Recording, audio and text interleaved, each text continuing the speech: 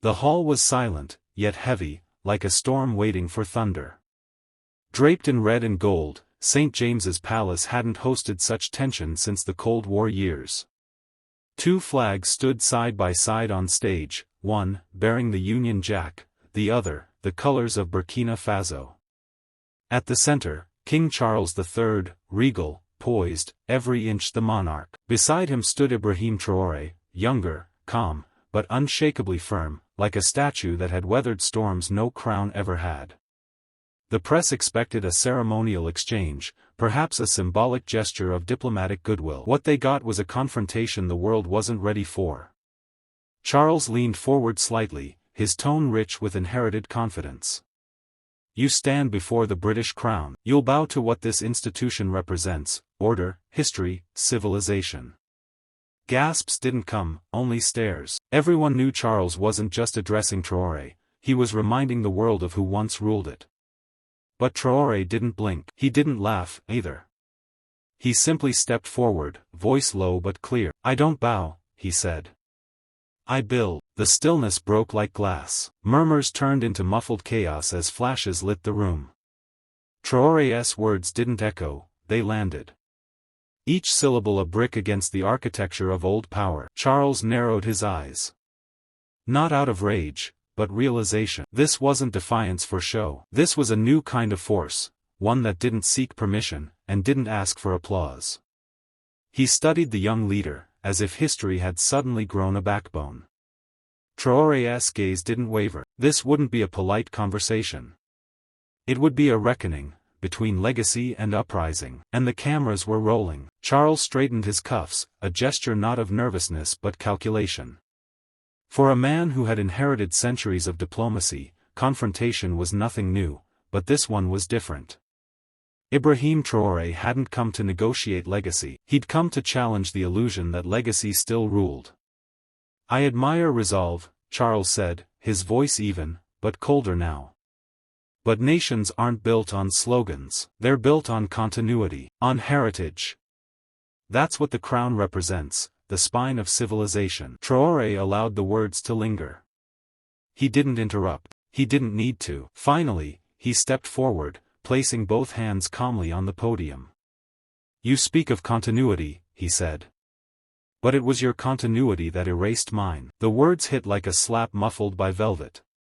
Charles's expression shifted, a flicker of something ancient and uneasy. He glanced at the portrait of Queen Victoria on the far wall, as if the ghost of empire might whisper a counterpoint. I don't deny history, Charles replied, this time slower. But we mustn't be prisoners to it. Britain has evolved. We now offer partnership. With conditions, Traoré cut in smoothly. You offer partnership only if we speak your language, sign your contracts, and sit at your tables, beneath your rules. The room was now beyond silent. It was breathless. A journalist's pen slipped to the floor, but no one turned to pick it up. You say the crown protects civilization, Traoré continued, but it was the crown that once burned ours. There was no raised voice. No anger, just precision. Charles didn't move. His fingers tightened slightly around the edge of the lectern, barely visible, but not invisible. Then what do you propose? He asked at last. Traoré smiled faintly. Not revenge, he said. Not war, just truth. And freedom, real freedom. And your definition of that freedom? Charles asked, his tone edging into curiosity. Traoré looked directly into the cameras. One that doesn't need a crown to feel powerful. Outside the palace, the crowd had grown. Protesters, supporters, journalists, all packed behind barricades, listening through live streams and radio feeds. The debate inside St. James's was already being dissected in Paris, Washington, Accra, and Brussels. And yet, inside, the tension remained contained, intimate, like a conversation between two tectonic plates. King Charles tilted his head slightly, his eyes now analyzing Traoré less like an adversary and more like a phenomenon. You carry your words like weapons, he said. But do you understand the weight of governance? Of restraint? Traoré didn't flinch. I carried weapons long before I carried words, Your Majesty, he answered. And I know the weight of governance better than those who inherited their thrones without ever facing hunger, invasion, or betrayal. Charles exhaled slowly. You assume inheritance is ease. It is not. The crown isn't a shelter. It is scrutiny. It is sacrifice. It's insulation, Traoré corrected. From the storms you never had to survive. I grew up with sand in my teeth and gunfire for lullabies. The crown was never a shield for me, it was a shadow. Silence returned, but now it was different, deeper. Sharper. Then what would you have me do? Charles asked again, this time with a trace of sincerity. Apologize for a past I didn't create? No, Traoré replied, but stop using it as justification for influence you no longer deserve. The words crackled like lightning in a dry field. You see, Traoré added, walking slowly across the stage, your power lives in portraits, in ceremony, in memory.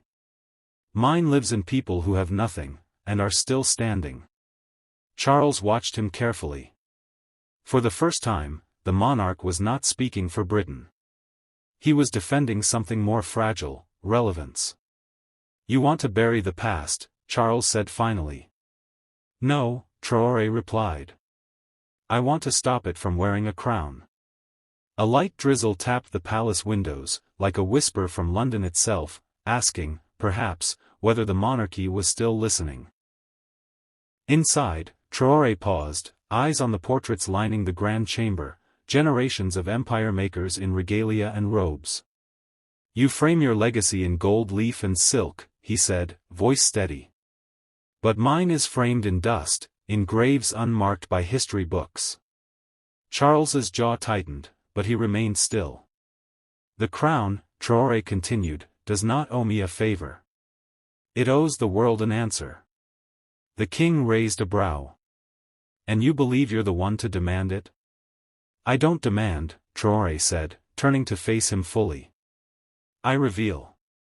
This time, the crowd behind the cameras stirred. Even the seasoned journalists shifted in their seats. There was no script here, no diplomatic choreography. Just two men, one bound by ancestry, the other propelled by resistance. Charles folded his hands behind his back. You mistake defiance for leadership.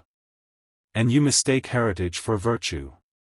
The words clashed midair, neither louder than the other, but both sharp enough to cut. Traoré took a step closer. Leadership is not passed down in palaces. It's earned on roads without names. It's felt in the silence after bombs fall, not the applause after a coronation. Charles met his gaze with something approaching respect. But it was reluctant, like a torch passed under duress. I've spent a lifetime preparing to lead, the king said quietly.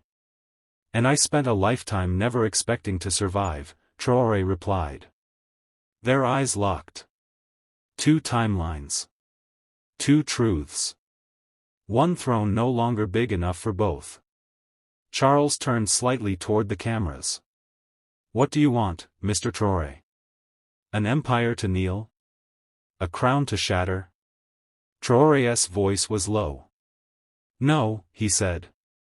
I want the world to know the difference between rule and respect. The room was holding its breath now, a cathedral of history suddenly aware of its own cracks. Charles, still upright and dignified, seemed to carry the ghosts of 1,000 sovereigns in his shoulders. But his crown was not on his head today. It rested behind him on a velvet pedestal, symbolic, untouched, watching. Traoré's eyes flicked to it. You don't need to wear it, he said, nodding toward the crown. Its weight is already in your words. Charles didn't respond immediately. Instead, he paced, measured, careful, like a general rethinking his formation. The crown, he began slowly, does not conquer anymore. It guides. Advises. Unites. But it still expects reverence, Traoré countered. Even from those it once ruled. Charles stopped. Traoré moved forward, voice rising just slightly. When you ask us to sit beside you at the table, you forget we once sat beneath it. We haven't forgotten. The blow wasn't loud, but it echoed. You want the illusion of equality, Charles replied, this time with a rare edge in his voice. But still expect Britain to kneel. No, Traoré said. I expect Britain to listen. And if it doesn't? Then we stop listening back. A pause. Then a slow, deliberate nod from Charles. That, he said, is the first threat I've heard from you. It's not a threat, Traoré said. It's a boundary. Charles looked once more at the crown behind him. For a moment, he seemed to wonder what it meant now, in this world of defiance, reclamation, and voices too loud to silence. You want to build, the king said. But are you ready for what building demands? Diplomacy, patience, compromise. Traoré stepped into the spotlight's edge. I've already paid, he said. With time. With blood. With silence. And I'm done paying to be heard.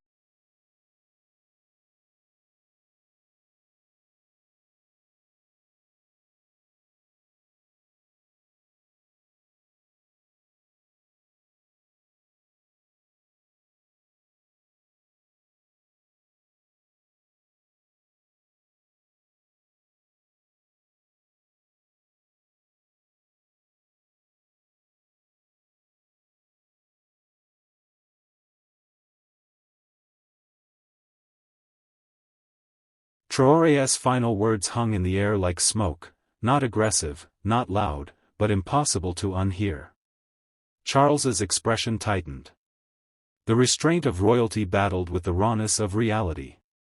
And what of your people? He asked, voice low. Do they want confrontation?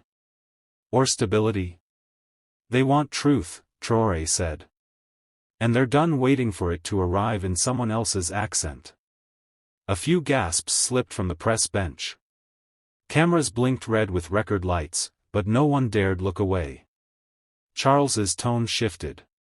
Then tell me, Mr. Traoré, what is your vision?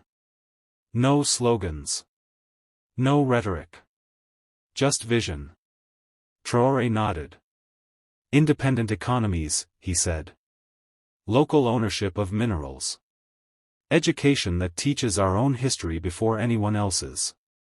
Medicine not priced in foreign currencies. And borders defined by people, not drawn by those who never lived there. The words weren't shouted. They were offered. And they landed hard. Charles exhaled through his nose, folding his hands once again. And where does the monarchy fit into that? It doesn't, Traoré replied. Not as an overseer. Not as a parent.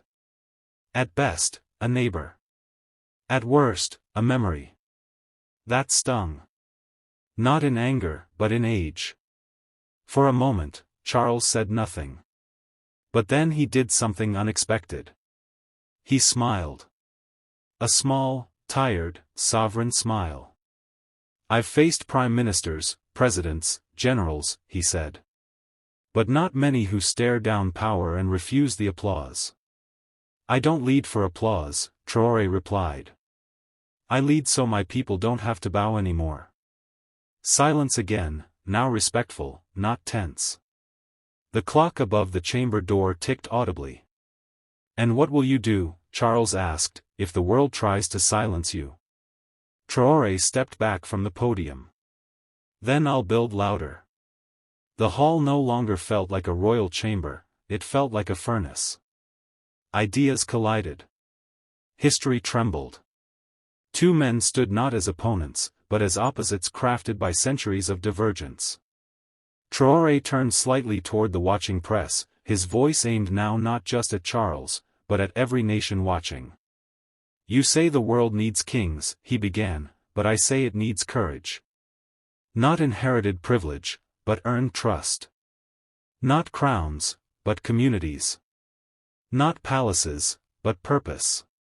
Charles's gaze darkened. Be careful, Mr. Traoré.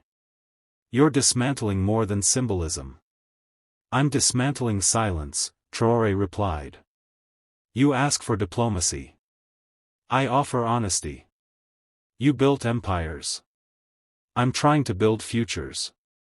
The room, once gleaming with protocol, now pulsed with raw intention. Charles took a step forward. You mistake reform for revolution, he said quietly. But you forget, we've survived revolutions before. And I've survived the aftermath of yours, Traoré shot back. A ripple went through the gallery. The mention of colonial ghosts was no longer just historical. It was present. And what of forgiveness? Charles asked suddenly, the first flicker of humility cracking through. I'm not here to be forgiven, Traoré answered. I'm here so no one has to be born into what we were. The king's face, carved by age and legacy, now looked older, not weaker, but wearied by confrontation he couldn't command. You see a symbol, Charles said at last, gesturing to his chest. But I carry weight. Expectations. Responsibilities. So do I, Traoré said. But mine bleed. That silence returned, deeper than before. It was no longer a clash of titles. It was a clash of truths. A gust of wind pushed against the palace windows as if even the weather wanted in on the debate. The lights above flickered slightly, though no one moved. The entire room had fused into attention, spellbound by something greater than politics, reckoning. Traoré looked directly at Charles now, voice low but resolute. Power that requires silence is weakness, he said. Power that listens? That can last. Charles tilted his head. And do you believe the world listens to you? It doesn't have to, Traoré said. I speak for those it forgot. You speak with anger.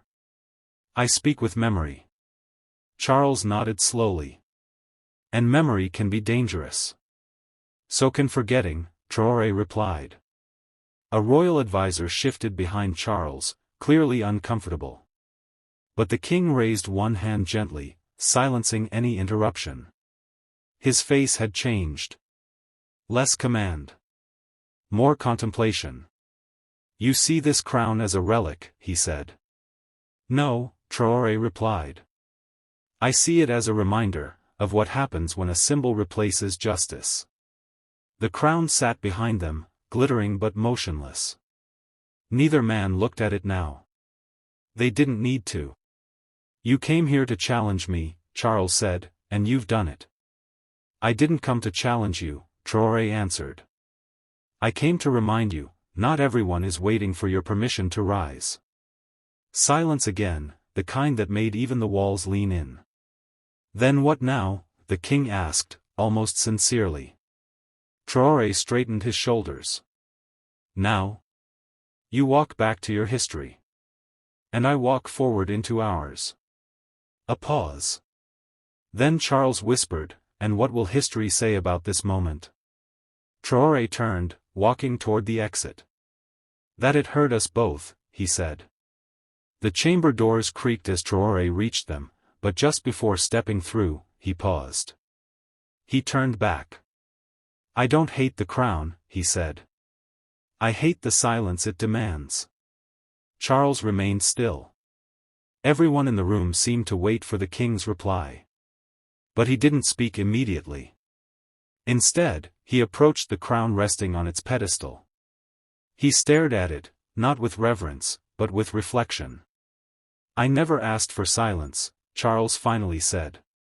But perhaps I accepted it too long. Traoré nodded, just once. Then it's time to speak. Charles looked back at him, eyes sharpened. And if our words still clash? Then let them clash, Traoré replied. But let them be real. The king turned fully, stepping away from the pedestal. He no longer seemed to guard the crown, he seemed to understand its weight. You've made your stand clear, Charles said. But the world is still run by rooms like this. By people who speak softer than you, but strike harder. I know, Traoré said. But I didn't come here to win your rooms. I came so my people never have to beg to enter them. The room had shifted again. No longer a battlefield, now a bridge. Shaky. Unfinished. But built nonetheless. Charles extended his hand. Traoré stared at it, cautious, then steady. He stepped forward, and for the briefest moment, two worlds met in a handshake. Not in surrender. But in challenge. I still believe in the crown, Charles said. I believe in people, Traoré answered. A flicker of mutual respect, not deep, not warm, but real, passed between them. And then Traoré turned and walked out, leaving the chamber colder than when he entered, but clearer. Outside, the press surged like a wave. Microphones lunged forward. Cameras flashed. But Traoré didn't break stride. He didn't pose. He didn't smile. A young journalist shouted, "Did you threaten the crown?" He paused. Turned slightly. "No," he said. "I reminded it that the world has more than one center." Up in the palace window, Charles stood watching, silent, contemplative. No aides. No cameras. Just a monarch alone with the echo of a conversation that would outlive the hour. Inside, the advisors murmured. "Should we release a statement?" Charles raised one hand. Not yet. The weight of the conversation still lingered in his posture, shoulders slightly lower, eyes no longer fixed on the past. Down the marble steps, Traoré walked into a storm of questions.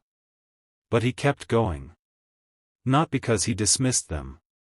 But because he had said everything already. The headlines would fight over phrasing. Traoré confronts the crown. The palace debate that shook traditions. Old power meets unapologetic future. But the people watching, the ones whose names were never printed, had already decided what they saw. A man who didn't flinch. A king who finally listened. And a moment where silence broke under the weight of truth. As Traoré's convoy pulled away, a child on the edge of the crowd waved a homemade flag, not of a country, but of an idea. He saw it. And for the first time that day, he smiled. Not for applause. But for the future being built. One step, and one word, at a time. They said the world bows to crowns, to history, to legacy. But today, a soldier walked into a palace, not to kneel, not to ask, but to speak. And the room listened. Ibrahim Traoré didn't come for applause. He came with something far louder, conviction. King Charles, the symbol of centuries, stood not against a rival, but before a reflection. Of the world no longer waiting to be told what it is. This wasn't just a clash of two men. It was the old world meeting the unapologetic future. And maybe, just maybe, power doesn't sit on heads anymore. Maybe it walks, it builds, it rises, with those who refuse to bow. Because sometimes, the most powerful words are the ones that silence a room. And Traoré? He didn't shout. He didn't kneel. He simply said, "I don't bow. I build."